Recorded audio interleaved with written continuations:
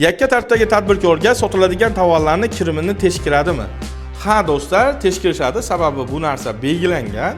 Agar siz kirim qilinmagan narsani sotadigan bo'lsangiz, jarimaga olib keladi. Shuning uchun iloji boricha Paynet Holus'ga ulanib, keyin Paynet Holus'ni elektron hamyonidan mol yetkazib beruvchilarga pullarni o'tkazishni taklif qilamiz do'stlar.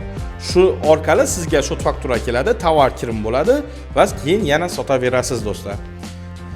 1 milliard so'mdan oshgan savdoda necha foiz to'lanadi? Agar 1 milliard so'mdan oshib ketadigan bo'lsangiz, siz foyda solig'i va qo'shilgan qiymat solig'i to'lovchisi bo'lasiz. Qo'shilgan qiymat solig'i 12% tashkil qilsa, bugungi kunda foyda solig'i 15% tashkil qilyapti do'stlar. Xo'p, keyingi savolimiz naqd pulni yetganda uni bankka topshirish kerak deyapti. Shu to'g'rimi? Bitta video qiling. Do'stlar, agar Paynet Holus'da ishlaydigan bo'lsangiz, bankka topshirish kerak emas. Agar siz oldingidek kassa apparat va terminal orqali ishlaydigan bo'lsangiz, albatta buni nazorat olishingiz kerak, topshirishingiz kerak. Balkim bunga yana qayta o'zgartirish kiritishlari ham mumkin do'stlar.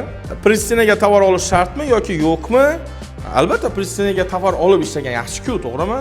Sababi o'sha shot faktura orqali kirim bo'ladi tovar sizga va yana shuni sotaverasiz do'stlar. Shunday savollar sizda bormi? Izohlarda qoldiring. Men javob berishga tayyorman do'stlar. Keyingi videolarda sizning savolingizga javob berishim mumkin. Meni yo'qotmaslik uchun menga obuna bo'lib qo'ying. Rahmat.